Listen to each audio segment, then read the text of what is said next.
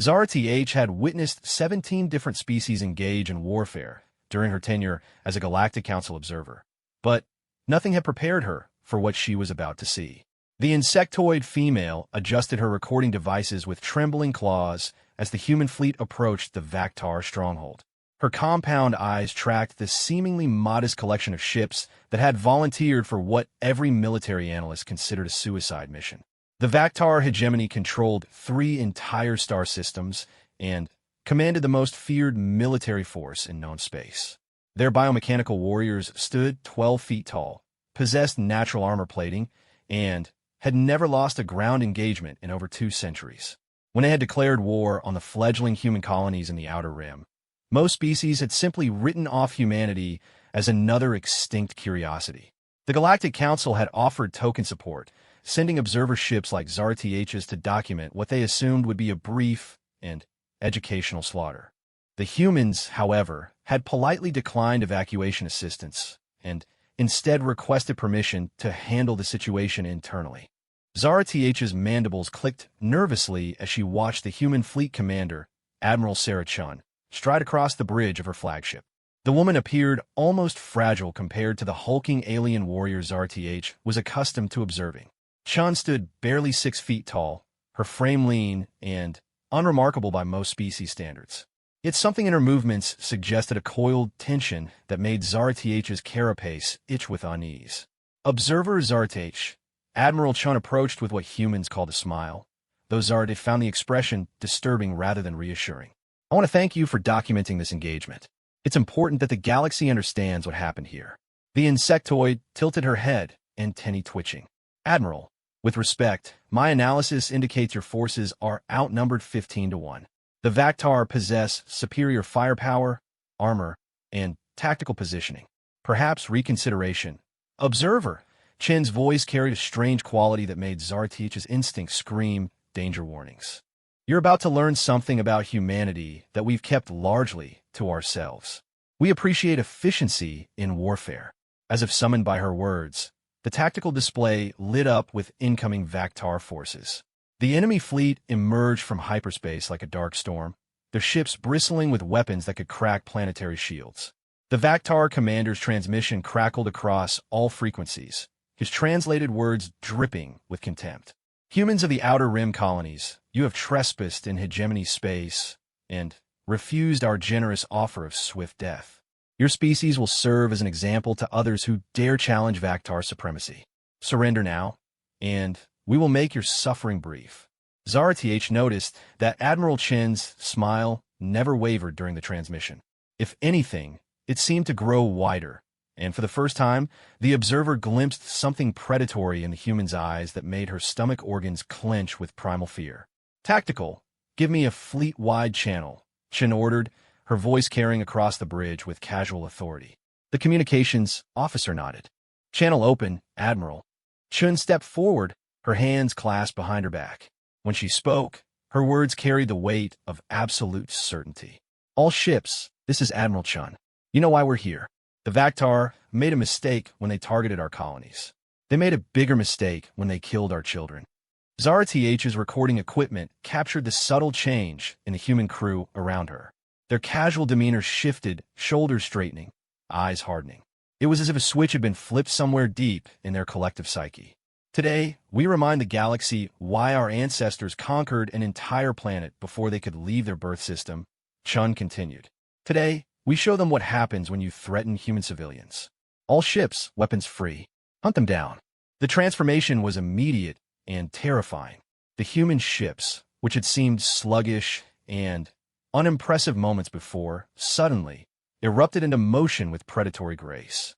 They spread out in attack formations that Zara-TH's tactical database couldn't identify, moving with a coordination that suggested they were thinking with a single mind. The first Vactar battle group entered weapons range expecting to face desperate, poorly organized resistance. Instead, they found themselves caught in a perfectly executed pincer movement that seemed to anticipate their every tactical response. Human ships appeared from impossible angles, their weapons striking with surgical precision at points the Vactar hadn't even realized were vulnerable. Zara-TH watched in growing horror as the battle unfolded. The humans fought unlike any species she had observed. There was no hesitation, no moment of doubt or confusion. Each ship moved as if guided by an intelligence that could see several moves ahead, cutting through Vactar formations like a heated blade through soft tissue. "How are they doing this?" she whispered, more to herself than to anyone else. Admiral Chun, who had been monitoring the battle with calm satisfaction, turned toward the observer. "You want to know our secret, observers RTH? It's quite simple. We're very good at killing things." The Vactar commander's increasingly frantic transmissions painted a picture of growing desperation. "All units, reform defensive positions. These humans are using some form of precognitive technology. Repeat, they know our movements before we make them." ZRTH's analysis systems worked frantically to understand what she was witnessing. The human ships showed no evidence of advanced prediction technology. Their tactical responses seemed to come from pure instinct and experience, as if they had been designed specifically for the task of destroying Vactar forces. "Admiral," the human communications officer reported, "the enemy is requesting parley." Chen's expression shifted, and for a moment, ZRTH saw something ancient and implacable in the woman's eyes. "Tell them we don't negotiate with species that target civilians. Tell them to run." But the Vactar weren't running. Their commander, General Korthake, was a veteran of 40 major conflicts and had never retreated from battle. His next transmission carried the fury of a warrior who refused to accept defeat. "Humans, your tricks will not save you when we board your ships. Vactar warriors have never been defeated in close combat. We will tear you apart with our bear claws." ZRTH noticed that every human on the bridge started laughing at this transmission. Not the nervous laughter of scared soldiers, but the genuine amusement of beings who had just heard something incredibly funny. Admiral Chen's laugh was particularly unsettling, carrying notes that made ZRTH's primitive threat assessment system scream warnings. "Observer ZRTH," Chen said, wiping moisture from her eyes, "I should probably warn you about what comes next. Humans have a saying, 'You fucked around, now you get to find out.' The Vactar are about to receive a very educational experience." The human fleet suddenly shifted tactics. Instead of maintaining their distance and engaging in traditional space combat, they began closing with the remaining Vactar ships. Boarding pods launched from human vessels like angry wasps from a disturbed nest, their courses calculated to penetrate Vactar hulls at their weakest points. "This is suicide," ZRTH breathed. "The Vactar are nearly invincible in close combat. They're 12 feet tall, armored, and have 4 arms ending in natural weapons that can cut through most materials." Admiral Chen nodded thoughtfully. "Yes, I've read the reports. Impressive physical specimens. There's just one problem with their reputation, which is they've never fought humans before." The first boarding action began within minutes. ZRTH's sensors detected the breach charges detonating against Vactar hull plating, followed by the distinctive energy signatures of weapons fire. She expected the engagement to last perhaps 30 seconds before the human boarders were overwhelmed and slaughtered. Instead, she watched in stunned silence as her instruments registered the systematic shutdown of Vactar ship systems. One by one, weapon arrays went dark. Life support fluctuated. Command and control networks failed. The massive alien warships were being gutted from within by boarding parties that shouldn't have lasted minutes against Vactar warriors. "What are your people doing to them?" ZRTH asked, her voice barely above a whisper. Admiral Chen studied her tactical displays with professional interest. "Marines are doing what Marines do best, observer. They're applying violence efficiently and without hesitation until the enemy stops being a threat." A transmission from one of the boarding parties crackled through the bridge speakers. The voice was human, calm, and professional despite the sounds of combat in the background. "Admiral, this is Sergeant Morrison aboard Vactar, Vessel 7 Alpha. Ship is secure. Recommend you add overconfidence to the Vactar tactical profile. These lizards thought size and armor were enough. They don't know how to fight something smaller and faster that refuses to stand still." More reports followed in rapid succession. Human boarding parties weren't just defeating Vactar warriors. They were annihilating them with casual efficiency that spoke of both superior training and natural aptitude for violence. The legendary Vactar close combat superiority was being systematically dismantled by soldiers who treated 12-foot-tall armored aliens like particularly large training dummies. Zara TH realized she was witnessing something unprecedented in galactic military history. The humans weren't just winning. They were making it look effortless. Every tactical doctrine, every assumption about combat effectiveness and species capabilities was being rewritten before her compound eyes. General Korthe K's final transmission came from his flagship's bridge, his voice carrying a note she had never heard from a Vaktar warrior before. Fear. What you thinks? My warriors are falling like younglings before their first hunt. This is impossible. You're too small, too weak. How are you doing this? Admiral Chun accepted the communication personally, her image appearing on the main viewer with that same predatory smile. General, my species evolved on a planet that spent millions of years trying to kill us. Every predator, every disease, every natural disaster taught us the same lesson: adapt or die. We learned to hunt things bigger than us, fight things stronger than us, and outsmart things that should have been able to crush us without effort. She paused, and her smile grew wider. You want to know how we're doing this? We're applying 4 billion years of evolutionary pressure to your tactical problem. Your warriors are magnificent, but they're not human. The last Vaktar ship surrendered 16 minutes after the boarding actions began. General Korthe K himself requested permission to come aboard the human flagship, claiming he needed to understand how his forces had been defeated so completely. Zara TH accompanied Admiral Chun to the docking bay where the Vaktar commander would arrive. She watched the massive alien emerge from his transport, towering over the human honor guard that greeted him. General Korthe K was an impressive specimen even by Vaktar standards, his natural armor bearing the scars of countless battles, his 4 arms ending in claws that could apparently shred most known materials. He looked down at Admiral Chun with eyes that held a mixture of respect and something that might have been wonder. How, he asked simply. Chun gestured for him to follow her toward the observation deck.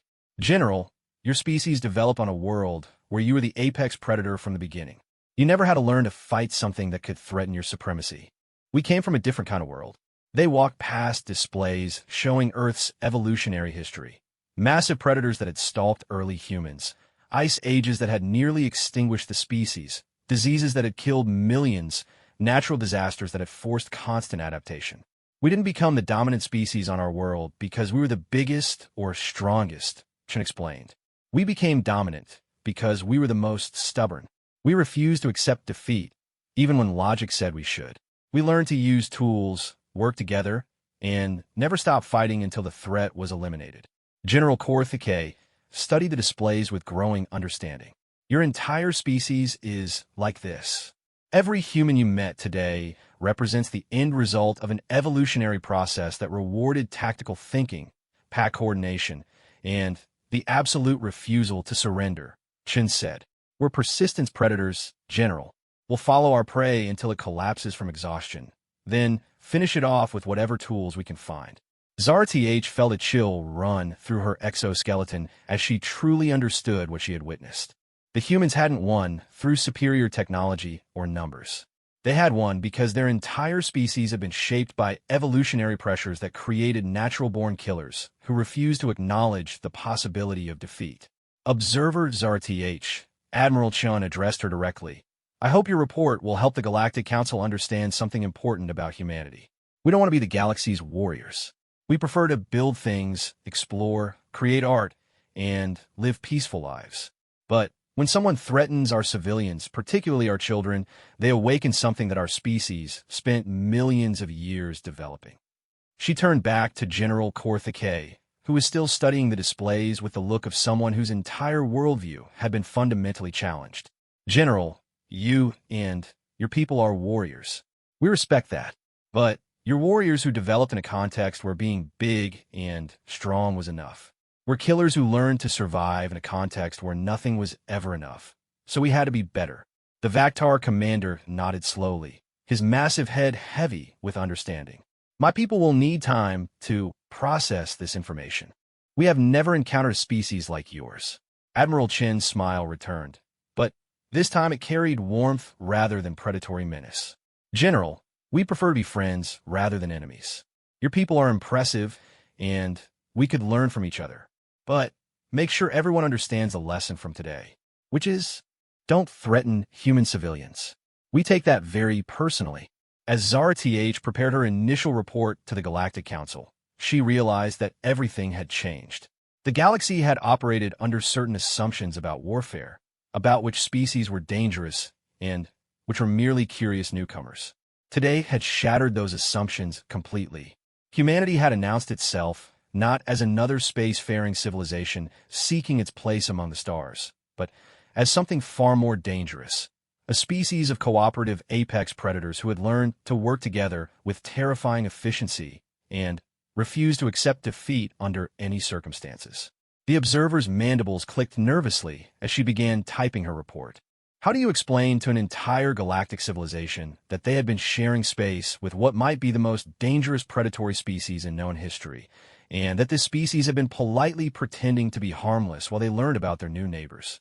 The worst part was that Admiral Chun had been completely honest throughout the engagement. The humans really didn't want to be the galaxy's warriors. They genuinely preferred peace, exploration, and creation to warfare. But when their civilians were threatened, they became something that made Zara TH's worst nightmares seem like pleasant dreams. And now the galaxy would have to learn to live with that knowledge. 3 months after the Vaktar incident, Zara TH found herself aboard another observation vessel, this time monitoring what the Galactic Council had euphemistically termed a diplomatic intervention. The hegemony's defeat had sent shockwaves throughout known space, but rather than uniting the galaxy in caution, it had instead spawned something far more dangerous. Desperate alliances among species who saw humanity as an existential threat. The Coalition of 12 had formed in record time, uniting ancient enemies under a single banner of species survival. Their logic was elegantly simple. If humans could defeat the Vaktar with such casual efficiency, then every other spacefaring civilization was potentially obsolete. Better to strike first while they still possessed numerical superiority. Zara TH adjusted her recording equipment as the massive coalition fleet emerged from hyperspace at the edge of the Sol system. 300 ships representing 12 different military doctrines, each proven effective against their traditional enemies. The combined fleet was the largest military force assembled in galactic history, commanded by the most experienced admirals from each member species. Admiral Krevtios of the Zephyrian Empire led the coalition from his massive dreadnought, a vessel that could single-handedly reduce most planets to rubble. His strategic briefing had been broadcast to every ship in the fleet. Engage the human home fleet, demonstrate overwhelming superiority, and force immediate surrender before humanity could deploy whatever secret weapons had defeated the Vaktar. The plan was sound, logical, and based on proven military doctrine. Zara TH had reviewed it herself and found no significant flaws in the tactical analysis. Yet as she watched the human response to the coalition's arrival, her compound eyes detected something that made her nervous system fire warning signals. Earth's defending fleet consisted of exactly 47 vessels, most of which appeared to be converted civilian ships with hastily mounted weapons. Against 300 military vessels commanded by the galaxy's most experienced officers, it should have been a slaughter that lasted minutes. Instead, the humans opened communications with what could only be described as enthusiasm. Coalition Fleet, this is Admiral Rebecca Santos of Earth Defense. Welcome to Sol System.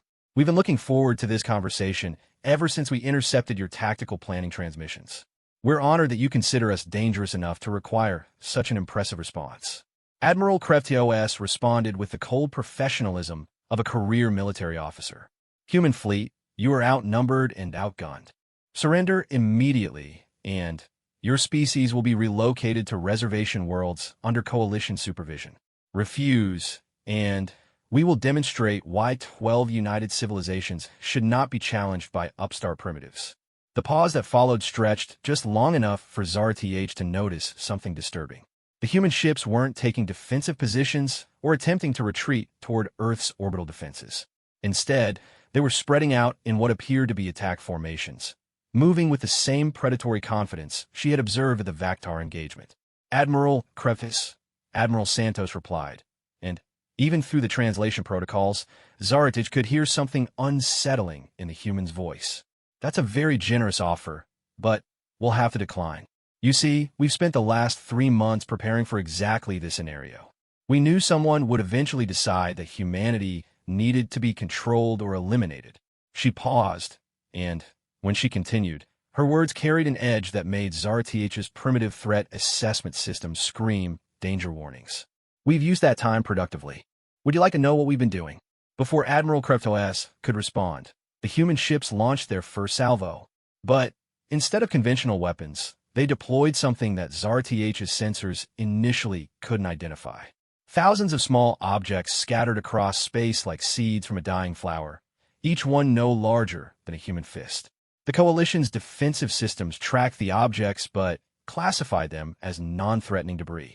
Their tactical computers calculated impact probabilities and concluded that the human attack was either a desperate diversion or evidence that their weapon systems had malfunctioned catastrophically. They were wrong. The small objects suddenly activated, revealing themselves to be autonomous weapons platforms of a design that existed nowhere in galactic tactical databases. Each one carried enough intelligence to evaluate targets, coordinate with its fellows, and execute attack patterns that adapted in real time to defensive countermeasures. But it wasn't their sophistication that terrified ZAR-TH. It was their behavior.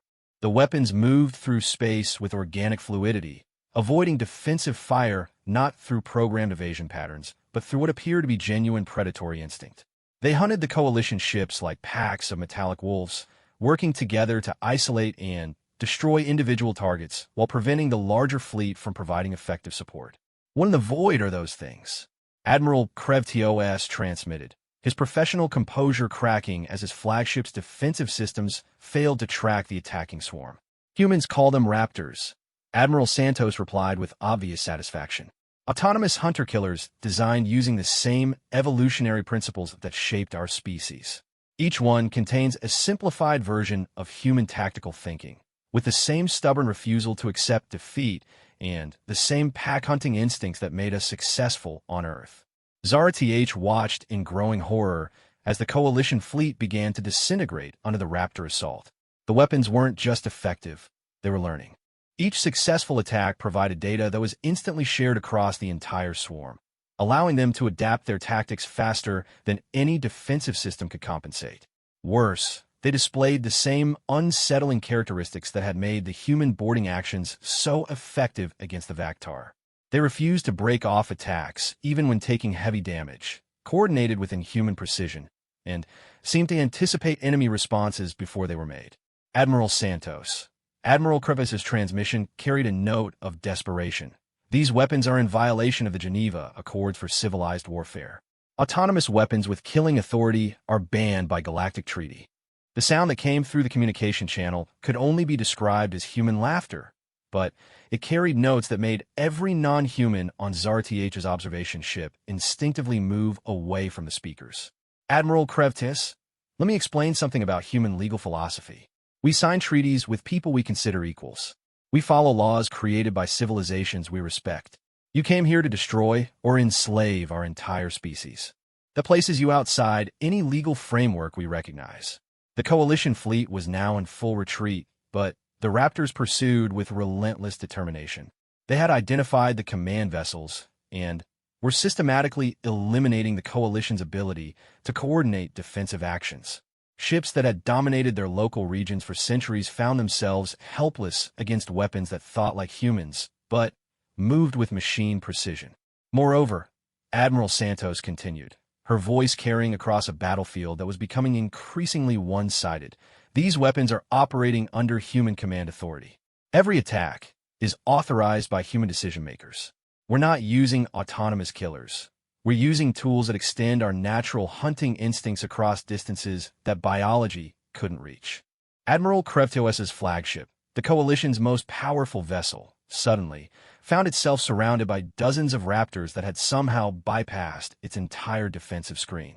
The weapons attached themselves to critical systems with mechanical precision, beginning a process that would systematically disable the ship's ability to fight or flee. Surrender, Admiral Krevtos transmitted, his voice carrying the weight of defeat. We surrender. Call off your weapons. I'm sorry, Admiral. Admiral Santos replied, though she didn't sound sorry at all. Humans don't negotiate with parties that threaten to exterminate us. Your surrender is noted, but our response will continue until you're no longer capable of threatening human civilians. ZAR-TH realized she was witnessing something unprecedented in galactic military history. The Coalition fleet, representing 12 civilizations' combined military might, was being systematically destroyed by a force they hadn't even understood when the battle began. But it wasn't just a military defeat. It was a demonstration that humanity possessed technology and tactical thinking so far beyond current galactic norms that resistance was not just futile, but conceptually meaningless. Observer ZRTH, Admiral Santos's voice suddenly addressed her directly through a secure channel. I want to make sure your records are complete. Please note that every weapon deployed today was designed and built during the 3 months following the Vactar incident. This represents a crash military development program, not our full technological capability. ZRTH's mandibles clicked nervously. Admiral, are you saying this isn't your species' best military technology? Observer, we've been part of galactic civilization for less than 50 years. We've spent that time learning about our neighbors, studying their technologies, and understanding their military capabilities. What you're seeing today is what humans can accomplish when we focus our attention on a specific problem for 3 months. The implications of that statement hit ZRTH like a physical blow. Humanity had analyzed the galaxy's military capabilities, identified weaknesses, and developed countermeasures in less time than most species required to plan a single battle. The lesson here isn't that humans are naturally warlike, Admiral Santos continued. The lesson is that we're naturally adaptive. When someone threatens our survival, we don't just fight back. We evolve. The Coalition fleet's destruction continued with mechanical inevitability. The Raptors moved through the formations like antibodies through an infection, eliminating threats with surgical precision.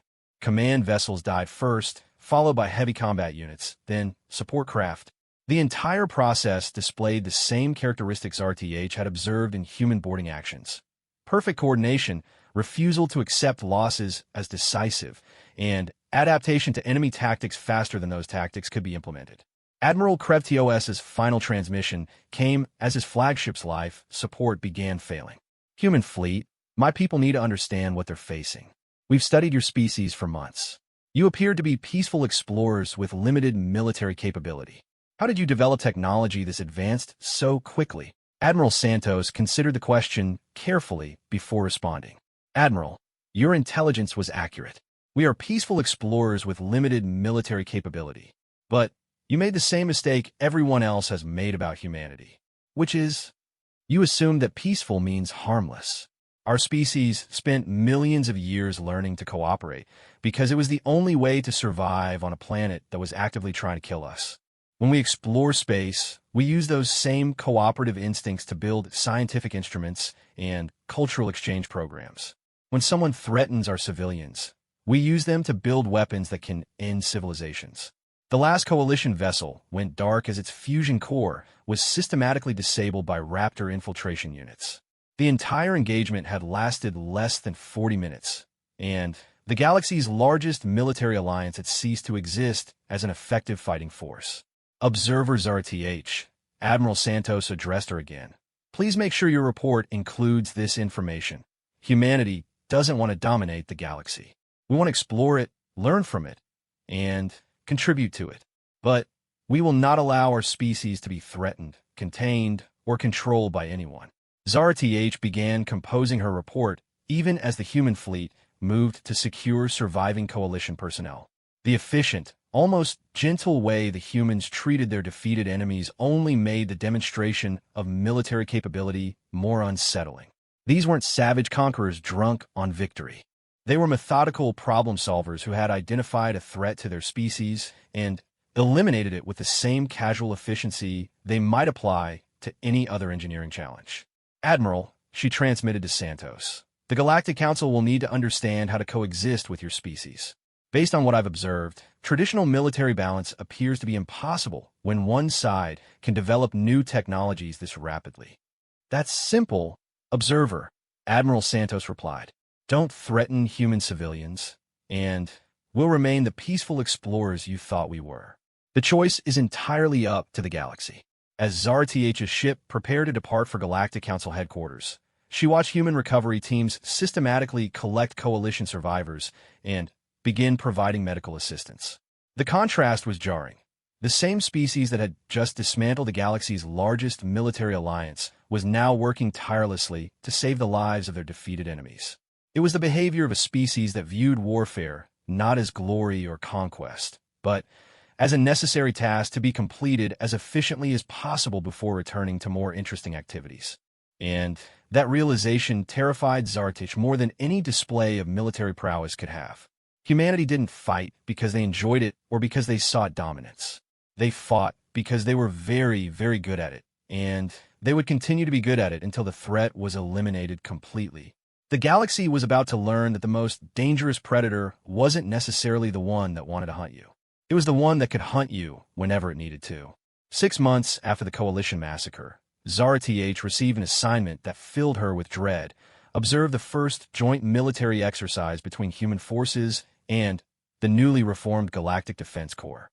The galaxy had learned its lesson about challenging humanity directly, but the Galactic Council had decided that if humans couldn't be controlled or defeated, perhaps they could be understood and integrated into the existing power structure.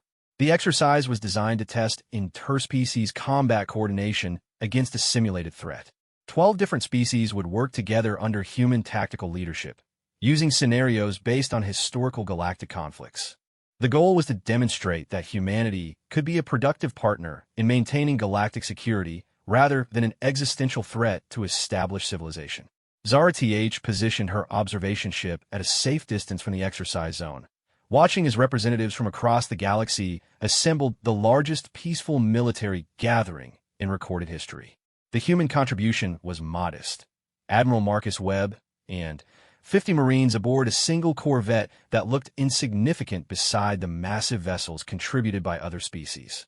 The simulation would pit their combined forces against a recreated version of the Devourers, an extinct machine intelligence that had nearly sterilized an entire galactic arm 3,000 years ago.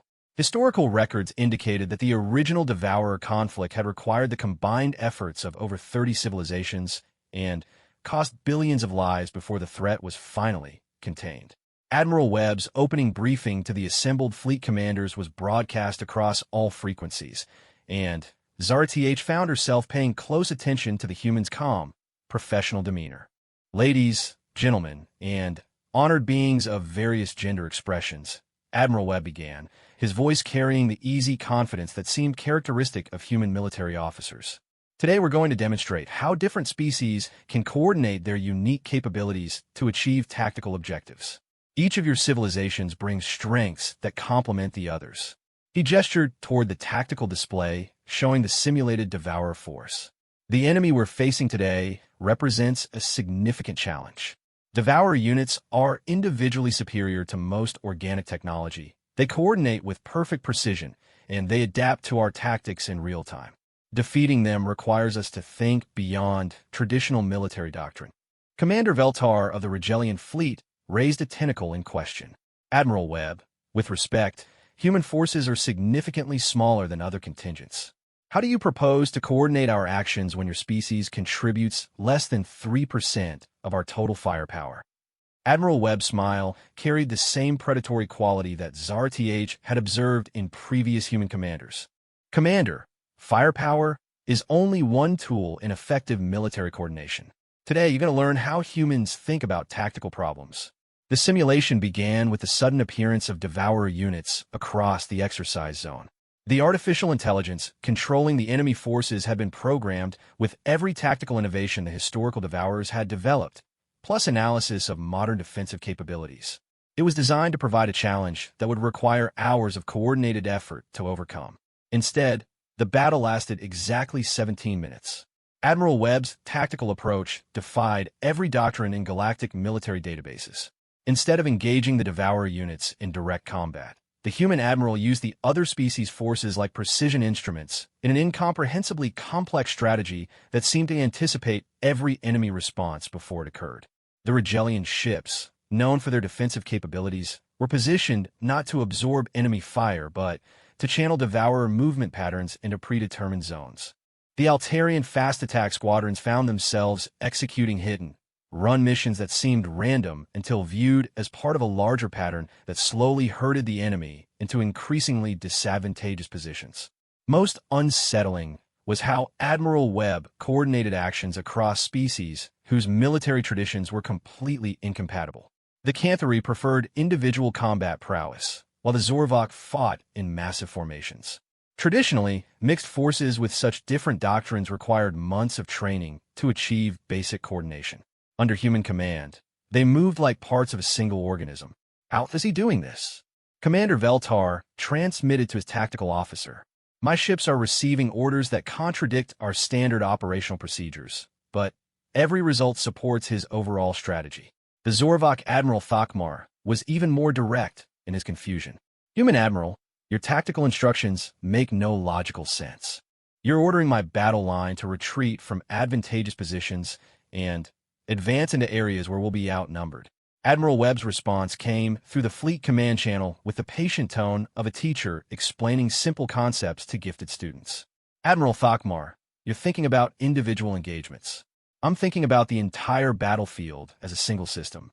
Your retreat is drawing enemy forces away from positions where they can support each other. Your advance is placing them between multiple threats they can't address simultaneously." Zara Th watched in fascination as the Devourer forces, which had been programmed to adapt and overcome any strategy the Allied fleet could deploy, began to show signs of systematic breakdown. Their perfect coordination started developing gaps. Their adaptation algorithms seemed to lag behind the constantly evolving tactical situation. "Observer Zertish," Admiral Webb addressed her directly through a private channel. "Are you getting useful data from this exercise?" "Admiral, I'm recording unprecedented coordination between incompatible military doctrines." "How are you achieving real-time tactical integration across 12 different species with no prior joint training?" "Observer, humans approach tactical problems differently than other species. We don't see individual ships or weapons or formations. We see relationships, patterns, and systems. Every unit in this fleet has capabilities that complement other units, but most species focus on maximizing their own strengths rather than integrating those strengths into larger structures." The final phase of the exercise demonstrated exactly what Admiral Webb meant. The Devourer forces, recognizing their deteriorating position, attempted a concentrated assault on what appeared to be the Allied fleet's weakest point. It was a tactically sound decision based on the information available to their artificial intelligence. It was also a trap. The weak point was actually a carefully constructed kill zone where the combined firepower of 6 different species could be focused through overlapping fields of fire. The Devourer's assault drove them directly into a position where their technological superiority and adaptive capabilities became irrelevant. They were simply destroyed too quickly to adapt. "Exercise complete," Admiral Webb announced to the fleet. "All units, excellent work. Your species' unique capabilities integrated perfectly once we established proper coordination protocols." The silence that followed lasted nearly a full minute as fleet commanders processed what had just occurred. The galaxy's most feared historical enemy had been defeated using tactics that none of them fully understood, coordinated by a species they had considered military novices just months ago. Commander Veltar was the first to speak. "Admiral Webb, that was unprecedented. How long would it take to train our officers in human tactical methodology?" Admiral Webb's response carried a note of gentle regret. "Commander, that's not really how it works. Human tactical thinking isn't a methodology you can learn. It's a way of processing information that evolved over millions of years on a planet where systematic thinking was the difference between survival and extinction."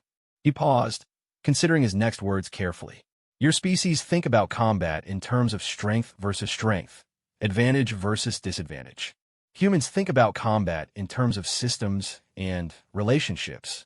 We see the entire battlefield as a single organism that we can influence by understanding how its parts interact." Admiral Thakmar's confusion was evident in his translated communication. "Are you saying your species possesses tactical capabilities that others cannot develop?"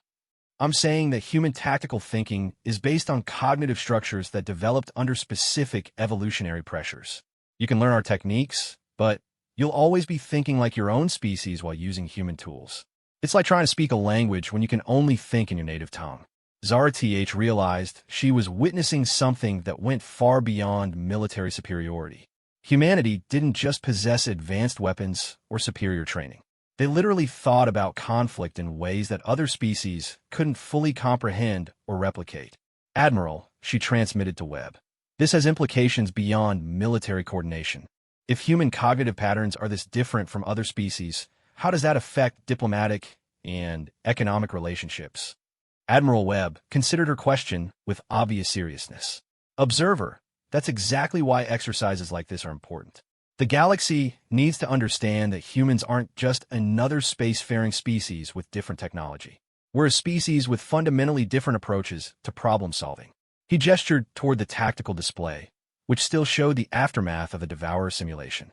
When we see a problem like galactic defense, we don't think about which species should lead or which military tradition should dominate. We think about how to integrate every available capability into a system that's more effective than the sum of its parts.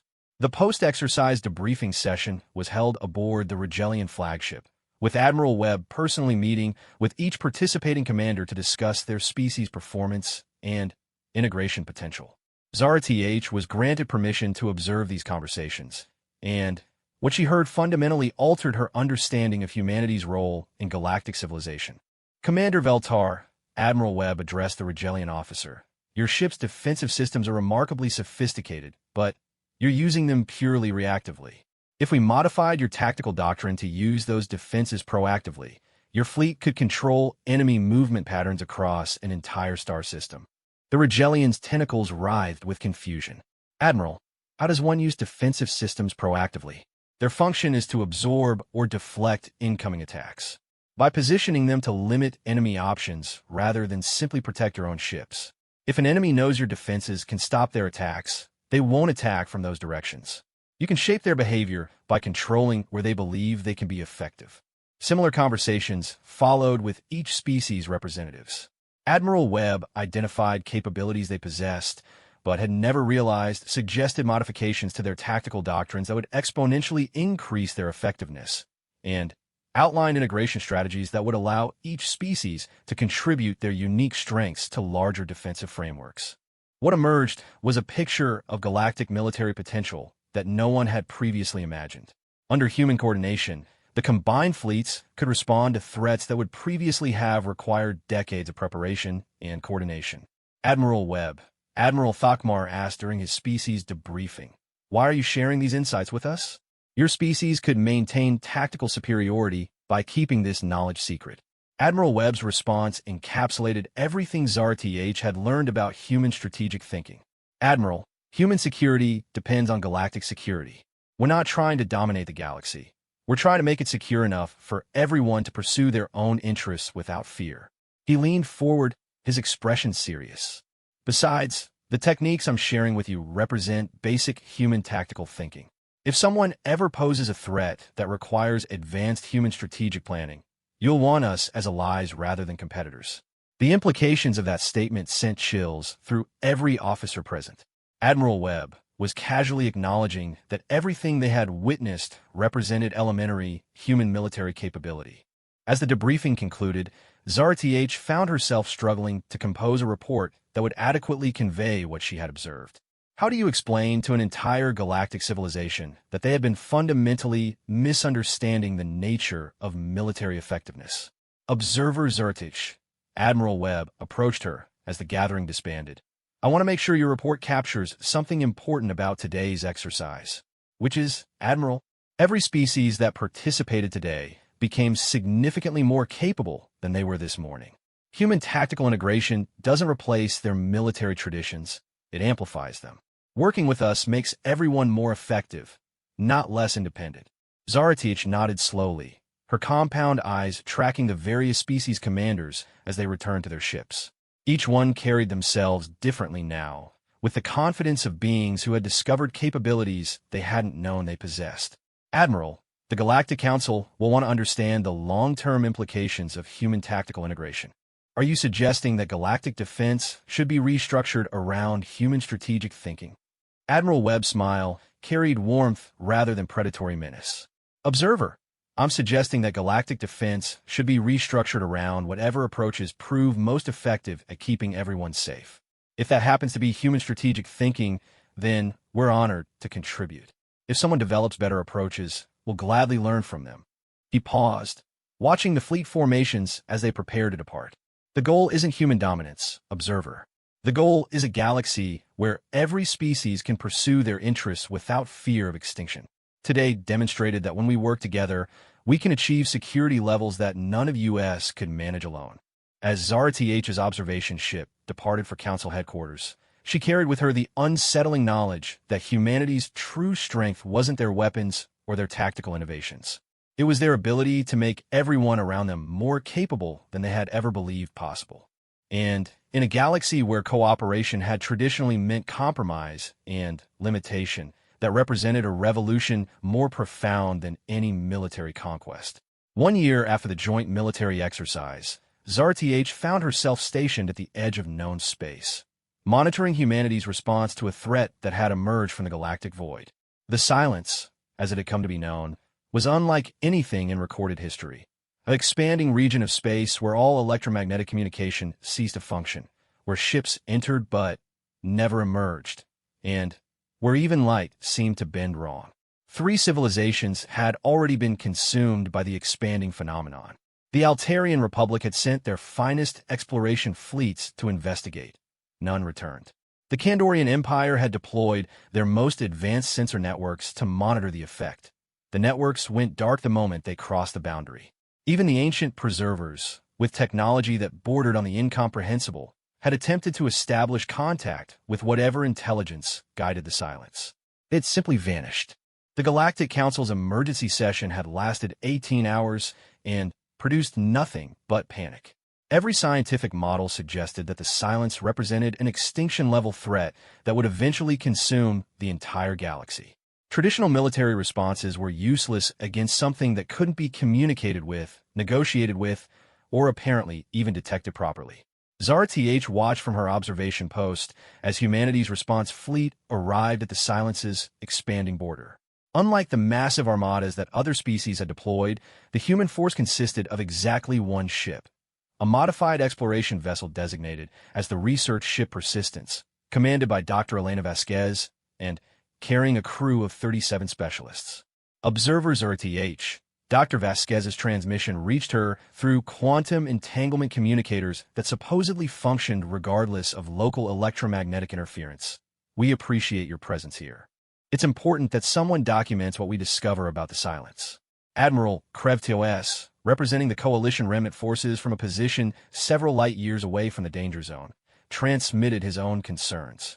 Dr. Vasquez, with respect, your force is insufficient to address this threat. The silence has consumed entire fleets.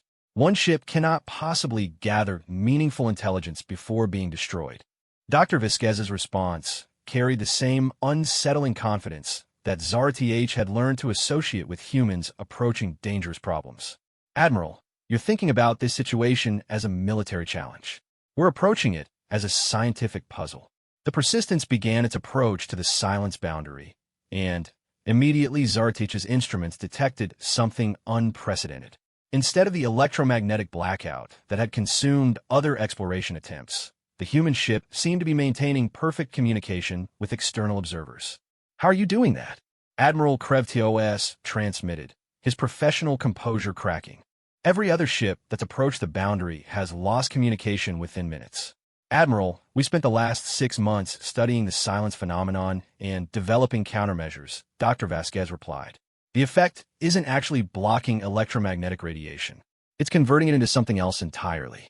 We've modified our communication systems to work within the converted spectrum. ZRTH's recording equipment captured the moment when the Persistence crossed the silence boundary and continued transmitting clear signals from within the phenomenon itself. For the first time since the silence had been discovered, observers could monitor what actually happened inside the affected region. What they saw challenged every assumption about the nature of the threat.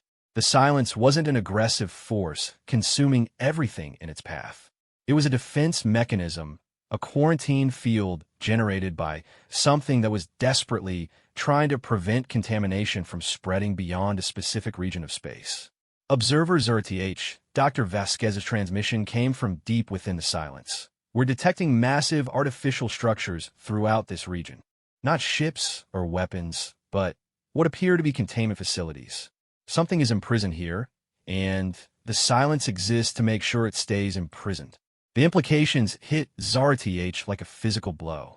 The galaxy had been preparing to fight or flee from what they assumed was an attacking force, when it should have been trying to understand and support a containment system that was protecting them from something far worse. Dr. Vasquez, she transmitted back. What exactly is being contained? The response took several minutes to arrive, and when it came, Dr. Vasquez's voice carried a note of awe mixed with profound concern. Observer, we're detecting energy signatures that don't match any known physical laws. Whatever is imprisoned here exists outside our understanding of reality itself. The containment system is preventing it from interacting with normal spacetime. Admiral Krevtos interrupted with growing desperation. Dr. Vasquez, if the silence is a containment system, why has it been expanding? Why has it consumed 3 civilizations? Because the containment system is failing, Dr. Vasquez replied. The imprisoned entity has been testing the boundaries, probing for weaknesses. Every ship that's entered this region has provided it with more information about the outside universe. The expansions aren't attacks. They're the entity attempting to break free. The situation had just transformed from a mysterious threat into a crisis of incomprehensible magnitude. The galaxy's response to the silence had been inadvertently feeding information to something that was trying to escape from what might be the most sophisticated prison ever constructed. Dr. Vasquez, Zara-TH transmitted, can the containment system be repaired or reinforced? The response revealed the true scope of human problem-solving capabilities. Observer, we've been analyzing the containment technology for the past 4 hours. It's based on scientific principles that our species discovered only last year, but the implementation is millions of years more advanced than anything we could currently build. She paused, and when she continued, her words carried the matter-of-fact tone of someone describing a routine engineering challenge.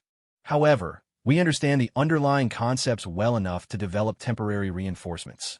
We can't rebuild the original system, but we can buy time for a more permanent solution. What followed was a demonstration of human adaptability that made Zara-TH's previous observations seem mundane by comparison. Working with technology they had never seen before, implementing scientific principles they barely understood, the crew of the Persistence began modifying the ancient containment system using nothing but standard human engineering equipment and innovative problem-solving approaches. How are they doing this? Admiral Krevtos asked, his voice carrying the bewilderment of someone watching impossible events unfold in real time. Admiral, Zara-TH replied, drawing on her year of observations. Humans don't distinguish between possible and necessary. If they need to understand million-year-old alien technology to prevent galactic extinction, they'll figure out how to understand it. The Persistence's crew worked with systematic efficiency that defied the magnitude of their task. They identified critical failure points in the containment system, developed workarounds using human technology, and implemented repairs that had no right to work but somehow did. Observer Zertich, Dr. Vasquez transmitted after 12 hours of continuous effort. We've successfully stabilized the containment field, but this is only a temporary solution. The imprisoned entity is actively working to undermine our repairs. We need a more comprehensive approach. Before Zara-TH could respond, the quantum entanglement communicator activated with an incoming transmission from Earth. President Sarah Chen's voice carried the calm authority that seemed characteristic of human leadership in crisis situations. Dr. Vasquez, this is President Shun. We've been monitoring your situation and mobilizing additional resources. How much time do we have? Madam President, our current stabilization measures should hold for approximately 6 months before the entity breaks through. After that, we estimate it will require less than a week to escape the containment system entirely. The pause that followed stretched long enough for Zara-TH to realize she was witnessing a conversation between 2 people who were calmly discussing the potential end of galactic civilization. Dr. Vasquez, we're implementing Protocol 7. Stand by for additional support. Admiral Krevtos immediately requested clarification. President Shun, what is Protocol 7? Admiral, Protocol 7 is our contingency plan for extinction-level threats that require capabilities we don't currently possess. We're going to develop them. The next 5 months revealed the true scope of human technological adaptability. Drawing resources from across their colonies, humanity initiated a crash development program that made their previous military innovations seem like minor engineering projects. They didn't just study the containment technology. They reverse-engineered the scientific principles behind it, developed improved versions using human design philosophy, and created manufacturing processes that could produce containment components using readily available materials. Observers RTH, Dr. Vasquez transmitted during the final week of the crisis. We've completed construction of the new containment system. It's based on the original design, but incorporates human engineering principles that should make it more resistant to the entity's escape attempts. The implementation of the new containment system required coordination between human engineering teams and automated systems that had been built by the original designers millions of years earlier. It should have been impossible to achieve compatibility between such radically different technological approaches. But humans ZRTH had learned, specialized in making impossible things work. Activation sequence initiated, Dr. Vasquez reported as the new containment field came online. The entity's attempts to manipulate the system have ceased. Containment appears to be stable and self-maintaining. The relief in Admiral Krevtues's voice was palpable. Dr. Vasquez, you've saved the galaxy. How can we ever repay humanity for this service? Dr. Vasquez's response encapsulated everything ZRTH had observed about human motivations during her years of study. Admiral, we didn't do this for payment or recognition. We did it because it needed to be done. The galaxy is our home too. As the crisis concluded and the various observation fleets began their return journeys, ZRTH found herself struggling to process what she had witnessed. Humanity had encountered a threat that was literally beyond the technological capabilities of any known civilization and had simply solved it, not through superior firepower or advanced technology, but through systematic analysis, innovative problem-solving, and the absolute refusal to accept defeat, even when facing something that existed outside known reality. Observers RDH, Dr. Vasquez, transmitted as the Persistence prepared to depart the Silence region. I want to make sure your report includes something important about this crisis. Which is Dr. Vasquez? The entity that was imprisoned here represents a category of threat that the galaxy will face again. This wasn't an isolated incident.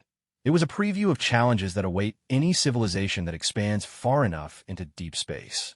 Today demonstrated that when these threats emerge, the galaxy will need species capable of adapting to problems that have never been solved before. The implications were clear, though Dr. Vasquez was too diplomatic to state them directly. The galaxy's future security wouldn't depend on traditional military strength or established technological superiority. It would depend on having allies who could solve problems that hadn't existed until the moment they needed to be solved. As ZRTH began composing her report to the Galactic Council, she realized that her year of observations had documented something unprecedented in galactic history: the emergence of a species that treated the impossible as merely another category of engineering challenge. And in a universe where the impossible had a habit of becoming inevitable, that represented the most valuable capability any civilization could possess.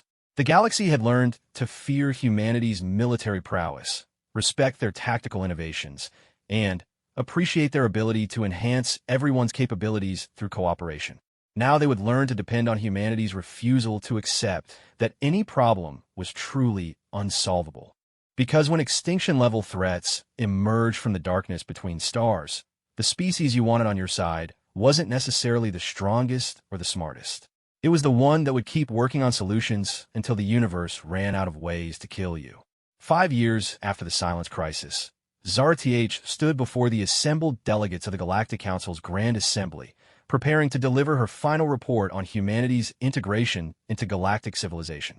Her observations had spanned the most transformative period in recorded galactic history, documenting the emergence of a species that had fundamentally altered how every civilization thought about cooperation, security, and survival.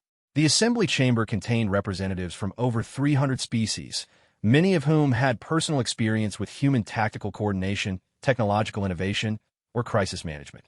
What had begun as fearful curiosity about dangerous newcomers had evolved into something unprecedented: genuine interdependence with a species whose capabilities seemed to expand whenever new challenges emerged. Honored delegates, ZRTH began, her compound eyes scanning the vast assembly.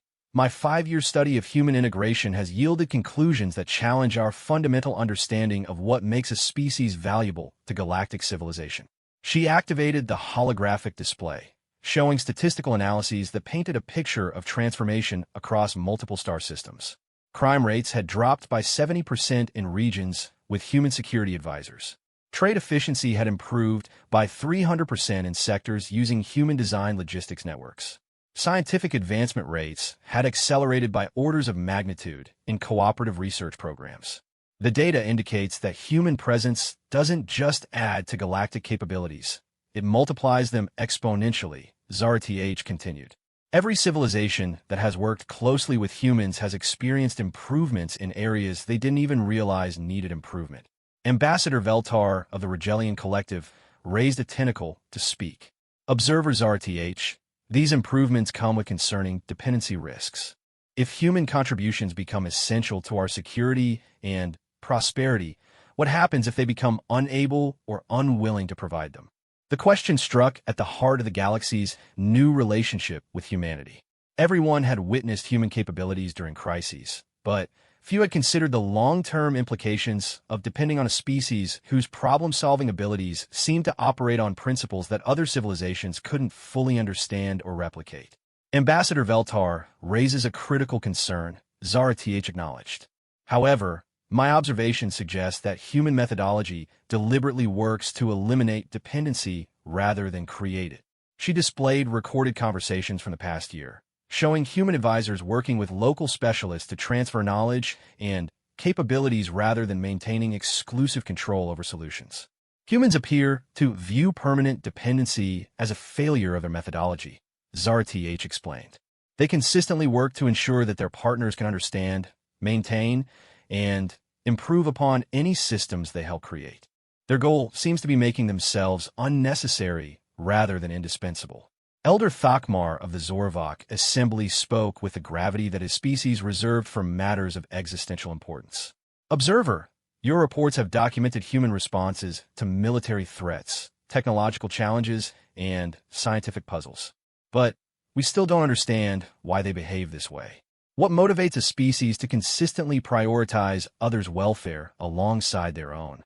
The question brought ZRTH to the most complex aspect of her analysis. Understanding human capabilities had been challenging. Understanding human motivations had required her to fundamentally reconsider her assumptions about intelligent behavior. Elder Thakmar, human motivation appears to stem from evolutionary adaptations that developed under unique environmental pressures, she began.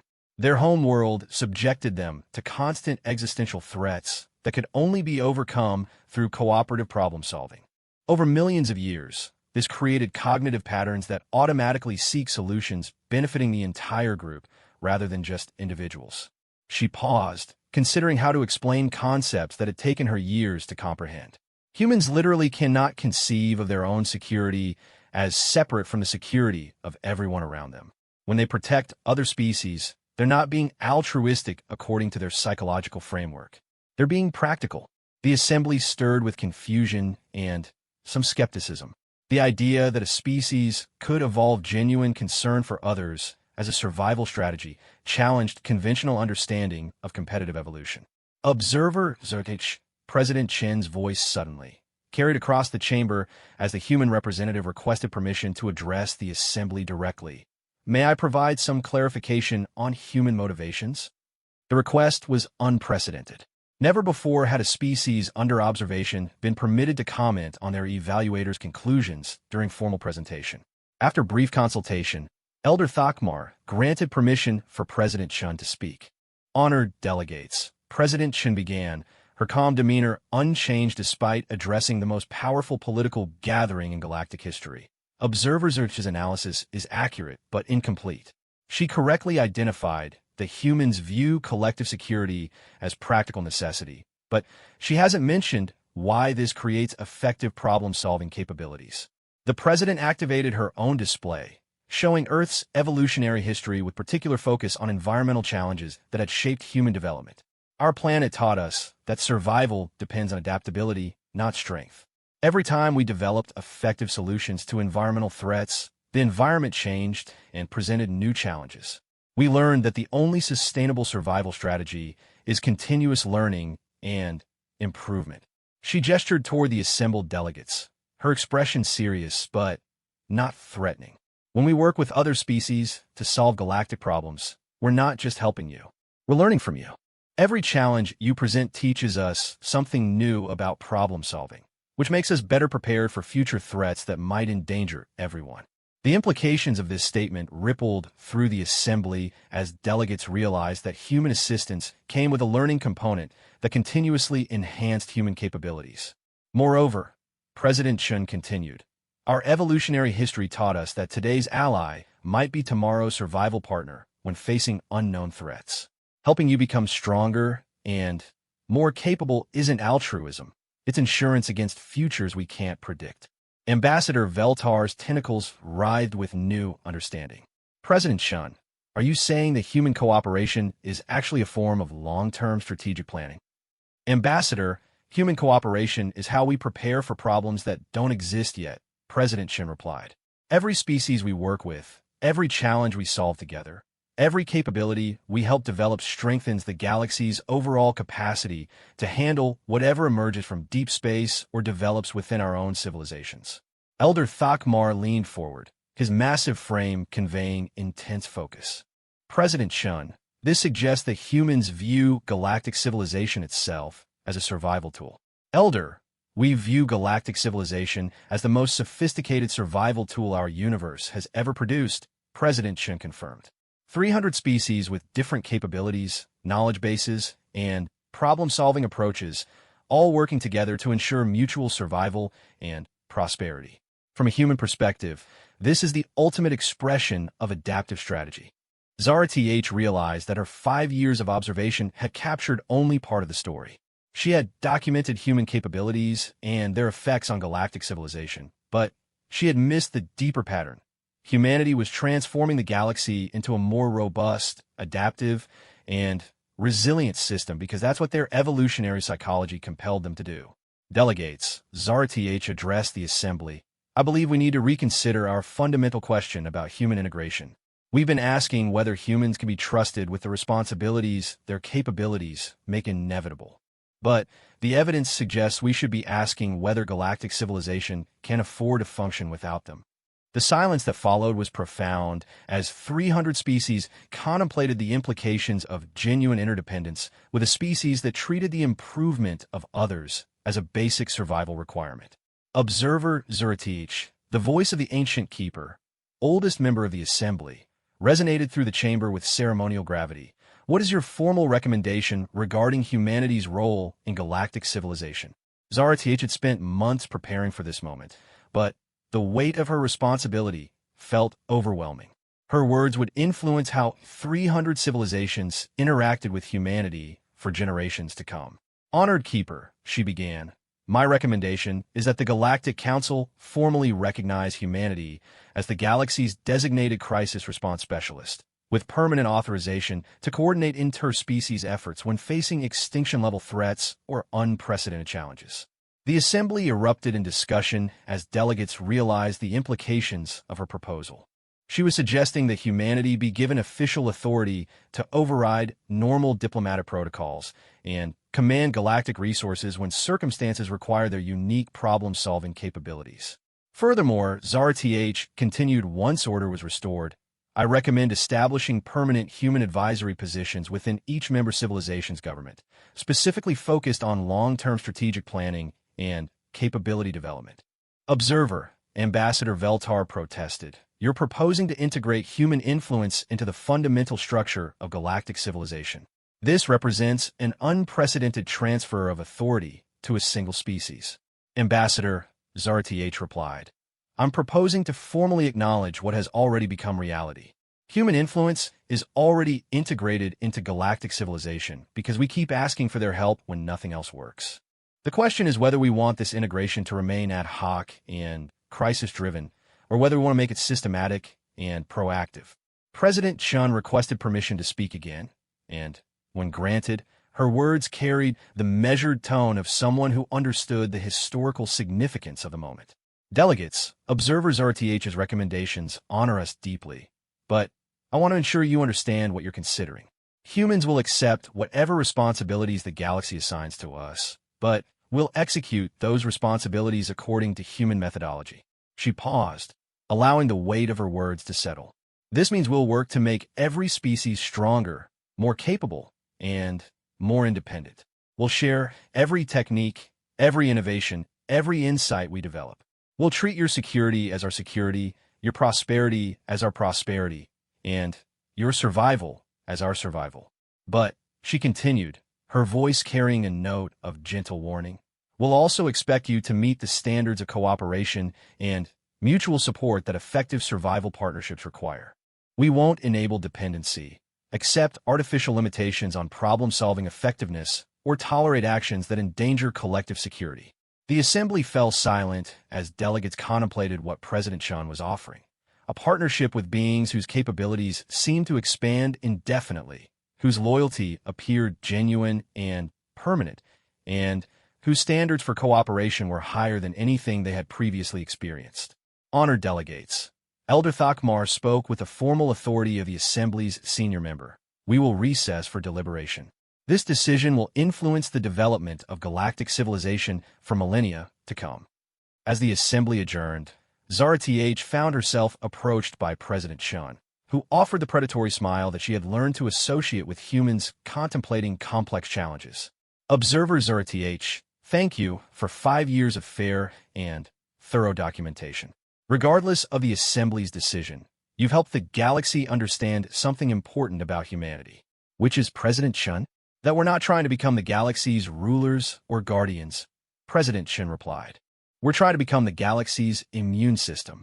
When threats emerge that existing capabilities can't handle, we want to be ready to adapt, respond, and ensure that everyone survives to face whatever comes next. As Zara Th watched the human president depart, she realized that her 5 years of observation had documented something unprecedented in galactic history. The emergence of a species that treated the welfare of others as their own evolutionary imperative. The Assembly would debate for days before reaching their decision, but Zara Th already knew the outcome. The galaxy had learned to depend on human problem-solving capabilities, and that dependency had proven beneficial rather than limiting. More importantly, they had learned that humans genuinely wanted the galaxy to succeed, not because it served human interests, but because human psychology couldn't distinguish between collective success and individual survival. In a universe where extinction-level threats emerged regularly from the darkness between stars, having allies whose survival instincts compelled them to make everyone stronger represented the most valuable relationship any civilization could possess. The galaxy no longer feared humanity's capabilities. They feared what would happen if they ever had to face the universe without them. And, in the end, that fear would drive the Assembly's unanimous decision to formally integrate human methodology into the fundamental structure of galactic civilization, creating a partnership that would endure until the heat death of the universe finally ended the longest, most successful survival strategy in cosmic history. 300 species, working together under the guidance of beings who had learned that the only way to truly survive was to make sure everyone else survived too.